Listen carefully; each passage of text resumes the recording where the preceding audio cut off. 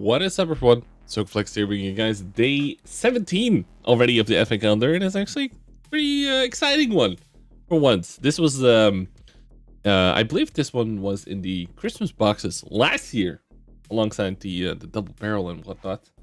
And yeah, it's E75TS. Now, if you're gonna buy this with gold, it's gonna set you back 9,700.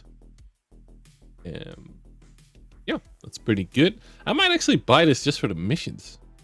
You know what? I will.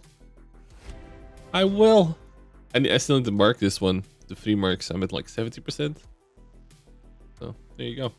Anyway, if you're gonna buy this from the store, it's gonna be about, let's see here, gonna be almost 35 bucks for me.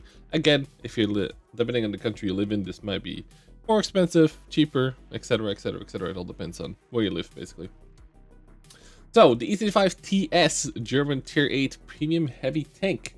So, let's take a look at the stats here. We got almost 2k base DPM. 2.4 aim time is really good. Dispersion is decent. The DPM is also decent for a base. Shell velocity of 1100 on the AP. APCR secondary for almost 1400 shell velocity. That's really, really good. The base pen is 227, which is good. The APCR is 282, which is good. Even the HE is 60 pen. You might not be using this too much because the alpha goes only up by 80, which is like a really bad conversion rate. But I mean, with the amount of scorpions and rhine metals you'll be bound to see at tier 8, you might want to load some anyway, right? It does have 42 shells, so you can probably put a couple of HE shells in your loadout. So 45 top speed, 18 reverse. These are all excellent stats. 16 power weight is super good. I can tell you from playing it that it's actually pretty fast heavy. It kind of reminds me of like an E50. And it plays a lot like an E50, and it looks a lot like an E50. So yeah, 15 gun elevation, 8 degrees of gun depression, which is the thing you mostly want to see. Both of these stats are really, really nice. Hull armor is 120, 80 side, 80 back. Turret armor is 230, 120 sides, and 80 back. 1500 base health is really, really good. 390 view range is huge. That extra 10 is really, really nice. You'll see soon why. But it does have a fire chance of 20%. So that's quite a big fire chance. But as far as I know from playing it, it didn't have too many fires. So I don't think it's frontally. So yeah, there you go. The crew is commander, driver, gunner, radio, loader, which is just you know, that's a good setup for trading crew. Let's see the 3D model here. So 8 degrees of gun depression. Good news, it's all around, even in the back. It's 8. That is nutty. That is super comfortable to drive. You'll never have to move your hull to get better shots and stuff. That is super, super nice. Now, as far as armor goes, the upper plate, right, 208. If you angle slightly, these things go 228. Lower plate is about 178. So once you start angling a little bit, take a look here, like this. You know, so about 200, and the sides are ricochet territory. The turret itself is really, really nice. It does have 2 weak spots though, which in my opinion are not that easy to hit. But you might want to refrain from standing still when those are the 2 eyes on it. There's a better look I can give you here. It has these 2, I think they're like few ports or something.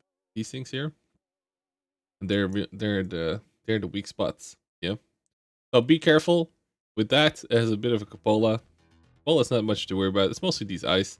So what you never want to be doing is standing still when you reload. You always want to be, you know, moving a little bit, making those shots a bit harder. You know, move backwards and forward, stuff like that. But overall, this is an actual beast. Like, this is one of my favorite tanks they've ever released. It has some clear weak spots, like the lower plate, the things on the turret. It even has this weird thing where the thing in the back, the exhaust, is low armor. So it's like 40 here, while it's 90 here. That's really weird, and it kind of sticks out as well. So that's a nice meme. Does have the space armor as well, but like almost all the time, space armor doesn't really do much in this game. But these are placed pretty well along the sides. So for like, you know, if you're side scraping, it does, you know, kind of work a little bit. It helps a little bit, but don't like rely on it. So what do you do with this tank? Well, you pump it into a Verstab, a gun rammer, and because of the 390 base view range, you can actually go with vents and get a respectable 555 view range. Okay, 455. This is with food. Now, like I said, the fire chance is a bit scuffed, so you could just run it with the fire extinguisher, and you go to 435. Also save you some money because you're not going to be using the fire extinguisher every game, and you only pay for it whenever you actually use it. So, if you have a fully kitted out, you know, crew here, this is what it's going to look like. 2400 DPM. Okay, let me bring back the food so you see maximum stats, basically. So 2500 DPM is what you can get up to. 33 dispersion is nuts. 2.18 aim time on a heavy with 360 alpha is nuts. It's really good. Power weight goes down slightly because of the equipment, but it doesn't really matter too much. Tank diverse is also really good at 31. Few range is baller. You know, the ammo types, the base ammo type, the base AP is really good. Like 11 on shelf less, the AP is excellent. The APCR, I love APCR. I don't like using heat because it's usually slower and it's just awkward. Also, Russian tanks eat heat shells for breakfast because of all the space armor stuff that does seem to work on those things. So yeah, is this a recommendation? It is a bit more expensive than some of the other offers we've seen at 35. But as far as things go, I think it's actually one of the more well-balanced things they've released in recent years. It has some clear, like, you know, downsides, but overall, it's a powerful tank, and it's really fun to play. It's actually pretty fast for a heavy. Like I said, it feels kind of like an E50 when you're playing it. You're actually faster than you might think German heavies could be, and that's something I really, really appreciate. The armor is good, but nothing crazy, but it's good enough. And yeah, overall, I think this is a super enjoyable tank to play, and if you were looking to get it, then I would honestly recommend it for sure. So there you go. That is day 17. Hope you enjoyed these little videos. Thanks again for the support. I'll catch you guys next time. Peace out.